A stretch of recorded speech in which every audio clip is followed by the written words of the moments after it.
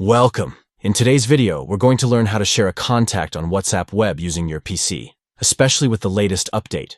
Sharing contacts is a quick way to connect with friends or colleagues, and I'll guide you through the simple steps. Let's get started. First, open your web browser and go to whatsapp.com. If you haven't logged in yet, make sure to do that using your phone to scan the QR code. Once you're in, you'll see your chat list on the left side of the screen.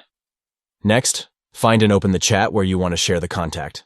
This could be a conversation with a friend, a group chat, or anyone you want to send the contact to. Click on the chat to open it. Now, look for the plus icon located at the top of the chat window.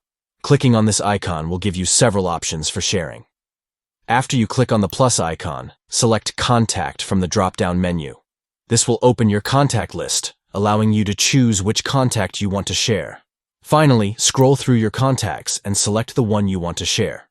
Once you've chosen the contact, click on Send. And that's it. Your contact is now shared in the chat, making it easy for the other person to save or connect with them. If you found this video helpful, don't forget to give it a thumbs up and subscribe for more tips and tricks on WhatsApp and other applications. Happy chatting!